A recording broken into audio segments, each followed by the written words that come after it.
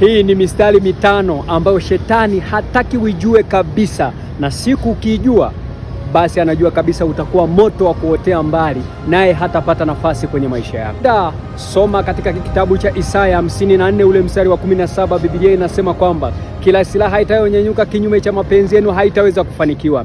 Shetani ana silaha mbalimbali za ulimwengu wa roho, hata katika ulimwengu wa mwili, zinakuja kukuharibia maisha yako. Lakini jua kabisa, unapojua huu mstari, basi Mungu anafanya nguvu ndani yako, na ule shetani hata silaha zinaporuka kwako hazitaweza kuja kufanikiwa.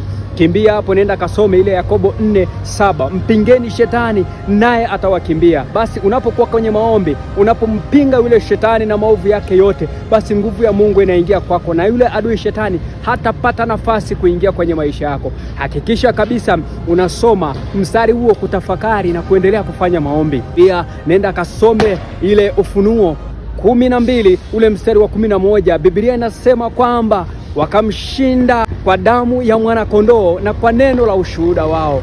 Neno la Mungu ambalo umemshinda ushetani, hakikisha linajaa ndani yako, ili siku zote za maisha yako shetani asipate nafasi. Na ukimshinda kwa damu ya mwana kondoo, unaposali na kuomba kupitia damu ya Yesu, jua kabisa kwamba adui hatapata nafasi kwenye maisha yako. Luka 10 ule mstari wa 19, Biblia inaposema ya kwamba pewa mamlaka kukanyaga nge na nyoka, hata mkila vitu vya kufisha havitaweza kuwazuru.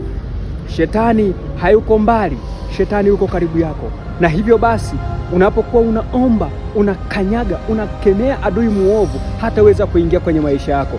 Biblia takatifu tunamalizia mstari wa mwisho kabisa, Rumi 16:20. Mungu wa amani amemset shetani chini ya miguu yenu. Shetani hayuko juu yako, shetani yuko chini ya miguu yako, na hataweza kukuzuru hata siku moja.